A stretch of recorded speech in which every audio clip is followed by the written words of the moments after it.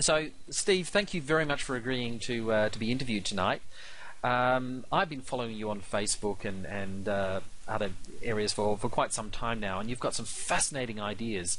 And in fact, I do remember on one occasion I actually said to you, you're a bit of an inspiration in terms of being an activist out there. So I do thank you for that. Now, tell me a little bit about yourself. Tell us about yourself and who you are and who you are as a gamer as well. Let's see, I'm 36 years old. I've born and lived in Brisbane most of my life. I've been gaming since I was about 12 or so. Well, actually, no, I've been role-playing since I was 12. I've been gaming since I was very, very young. Games and puzzles and that kind of thing. And that's one of my big passions and one of the things I find a lot of rewarding in my life. I understand that you're also writing a game, or you're working on a game at the moment. Is that correct?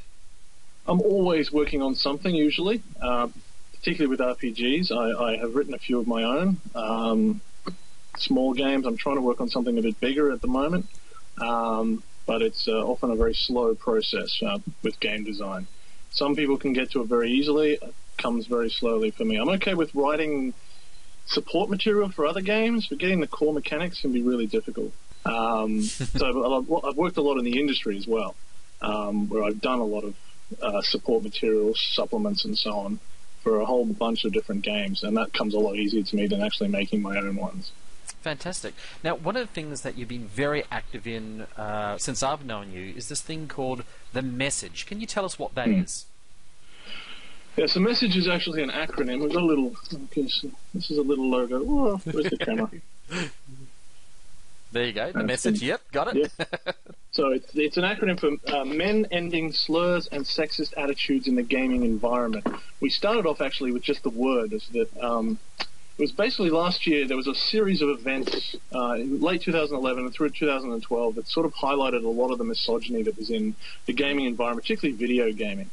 There was an event about, I've forgotten her name, there was a woman who worked for BioWare who suggested about making games easier so they were more accessible, and she got a lot of flack for suggesting that, and a lot of very sexist attacks. We also had the event with Anita Sarkeesian, who is a documentary maker, who's making some short films about sexism in the media and wanted to branch out to do a series on sexism in video games, and was again severely attacked for the suggestion that games could be more open to equality and to removing of gender bias and inclusive to minorities and so on. And that caused an enormous amount of backlash, and I've always been aware that there's been some gender issues in gaming, and it just struck me at that point that it wasn't enough to just constantly be one of the good guys, actually to take a step to make things better. The purpose of the message really is to make the good guys stand out in a sense. Not that there is good and bad, but just to highlight those people who have got the message. That's where the sort of phrase originally comes from. That we're aware of the fact that there are issues of inclusivity and exclusivity, of gender bias in gaming environment, in all sorts of gaming. That's both computer gaming and tabletop gaming. Mm-hmm. And that we're trying to do something about it, and we're open to dialogues about it. Right, and with regards to role-playing games, tabletop role-playing games, there's obviously a level of misogyny in all storytelling, I'm going to put forward to you. And sure. Since role-playing games are themselves usually quite often around epic-level characters, or epic-type characters, you're really looking at exaggerations of, shall we say, the great Homer ideal, the epic hero masculine, or the beautiful female who's duplicitous, and so on. You've got these ideals there that do run through, and a strong misogynistic streak runs through a lot of that stuff. So are you actually looking at addressing those tropes, or are you looking at a broader structure? Where does the message really fit? The message is more focusing on a social element at the moment.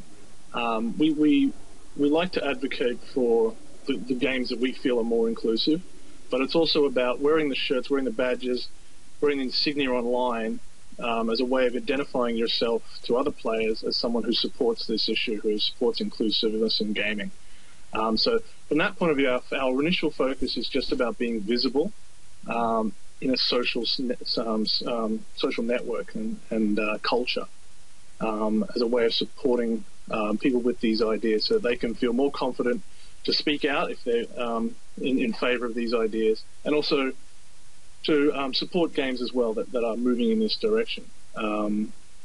So yes, we try to avoid the negative and in terms of highlighting problems as opposed to supporting things we consider positive. So really what you're trying to do is just get the dialogue, just make sure that people are accepting of that there needs to be a dialogue, and just getting people involved in that. Fantastic. Now, you mentioned that that there's certain games that you think have got the message, so to speak. What are some of those games? There is a variety of degree of acceptance of the ideas that there can be a lot more gender inclusivity. It came up recently when we were talking about the things. For example, I'm working on the Leverage game, which is by Cortex. Great game. Discussion about putting things like the wheelman in. That's problematic. It's got the man in the term. It's a little bit exclusionistic. Also talking about the kind of roles that we were putting into the game. It's a very action-focused game, and we didn't want to end up with too many very masculine archetypes in there and exclude other genders and the other minorities from the way that we were casting the roles. When we were expanding it also into a more generic rule set. So being able to talk about those things, with the designers, was very much aware that we were wanting to make the game as inclusive as possible. Got it. No, there's an interesting argument that came up today, sort of exploring this and some of the tensions that occur when you have this debate. You posted up, or you reposted a wonderful cartoon, which was Cosplayers, Not Consent. And in it, the female character was being harassed at a cosplay convention. Some guy comes along there and tells the other guys off. In other words, he's got the message. He tells the other guys off, and then he's like, "Yay, I'm good," and she's looking at him very happily, and she's good. And the comments that came back from that, well, some of the comments were that cartoon itself, which was trying to present this very positive message, was in fact positioning the lady in a, not having a lot of agency of her own. And so when you get to men talking about effectively equality and feminist ideals, you start to open yourself up to some of those debates. How do you respond to those?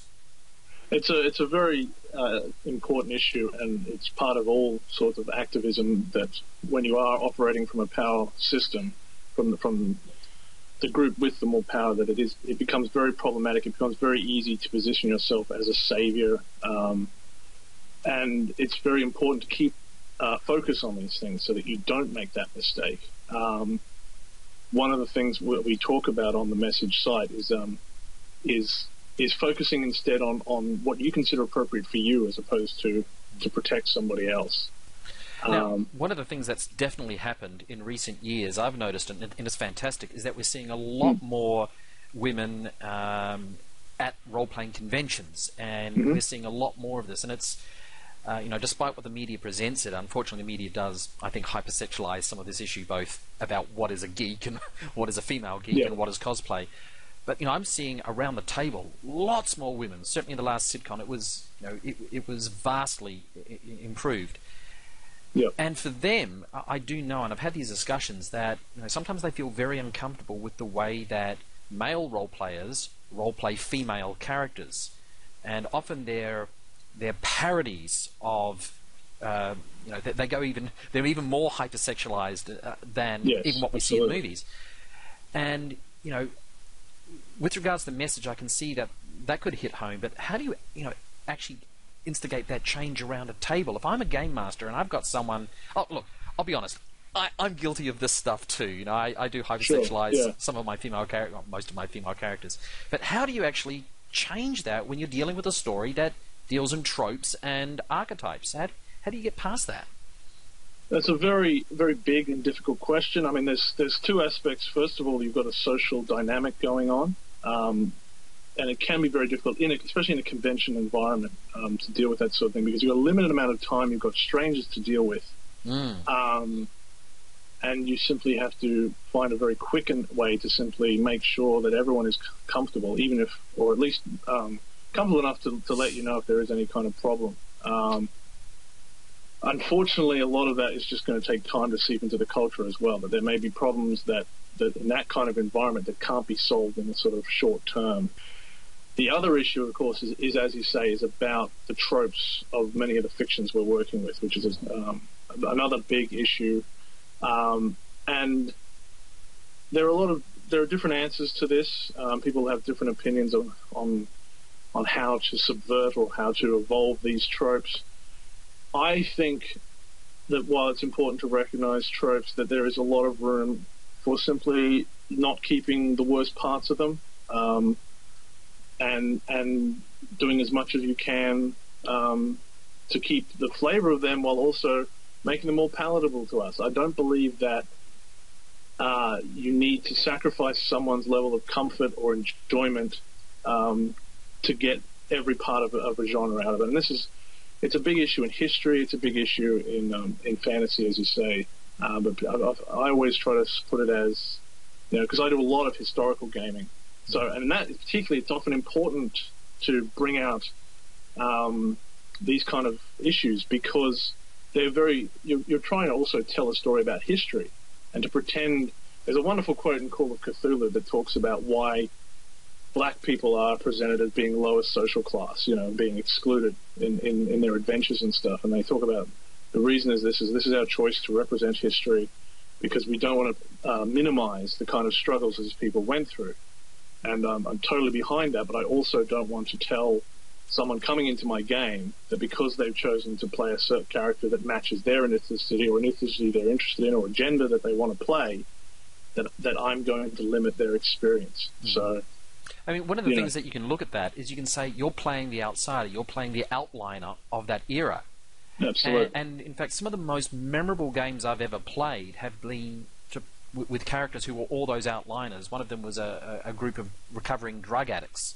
And it was a Call of Cthulhu game, modern. Yeah. But it actually had some of the players, including me, in tears at the end of the game because they were very real characters who were fundamentally broken people, but they weren't trivialized. Their experiences weren't trivialized. Now, I think that you can play those outliners, and in fact, sometimes they're the best pieces of the story. But it takes a really good GM with a very fine balance of that nuance of balancing emotion and story and looking at equity, looking at the lack thereof, and bringing that to story. But it also makes for it's not an epic game anymore. Now we're in a very different sort of genre of gameplay. Sure, but if you are in that epic genre, that's where I think because you don't have a necessary. I don't think in those situations some of the tropes are as necessary to preserve, or as important to preserve. I think that Conan and Red Sonja are both good characters, for example, and you could easily Red Sonja, in a sense, even though she is wearing the chainmail bikini, she is very much an example of someone who basically can do everything Conan does, regardless of her gender. So if you're in the epic, it doesn't really matter if you have a Conan or a Red Sonja, and you can let people play either gender without any kind of effect on the rules, really. I've actually seen something very interesting lately, and this will probably touch you. We're doing some work at a children's hospital, and fantastic.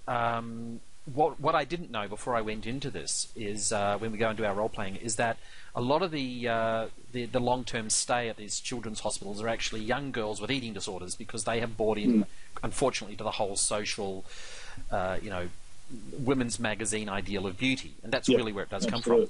And one of the things that comes from that is a complete lack of power on their side. Literally, they don't want to make a decision. They get extremely anxious. So when you first start teaching them Dungeons and Dragons, 4th ed, they have to make decisions about, do they knock down the door and so forth. But what is incredible is what I have seen is the fact that some of these girls who are making decisions for the first time, because it's no longer them making the decision once they figure out it's character making the decision, they can be that Sure. warlord charging down on their war boar onto a bunch of goblins. And the reality is that the parts of our brain that tell story are the same parts of our brain that interpret reality. It's the same thing. Yeah. Yeah. And the teachers who are at the hospital have been extremely, surprised and amazed and very supportive that this is, I wouldn't say it's therapy, I wouldn't go that far, Yeah. but it is really making a difference. So I actually think that, in addition to the message, that games can actually have an incredibly powerful role in allowing young girls in particular to see different power, to take power on for themselves. Absolutely, and even board games that have role-playing elements or computer games, they are an incredible way, more so than just reading a story or watching a film. When you actually engage and make choices, that's when you can really experience other viewpoints. And last year, I think it was, the SBS produced a thing on the internet that was about a small sort of simulation video game about being a refugee. And it was an incredible experience. Beautiful one. Yes. To just put the perspective on of those who are seeking asylum. One of the things I really like about role-playing is that I can experience other worlds, but also other personas and other belief systems. Fantastic. Yeah. Okay, well, look, it's been a fascinating conversation. Is there anything that you would like to leave our listeners with? Any main message of the message, as you will?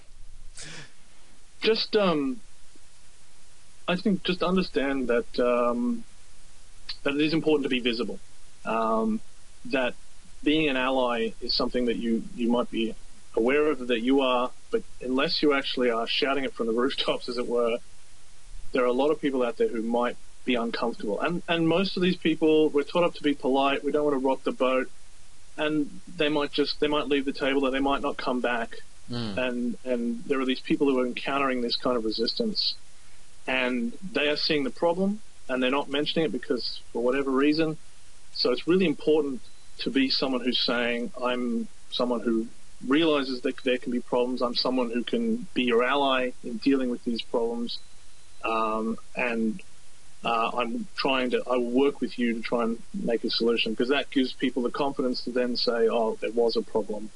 Look, thank you so much for your time. Really appreciate it. No worries, man. Now, I've got one more thing I'm going to ask you.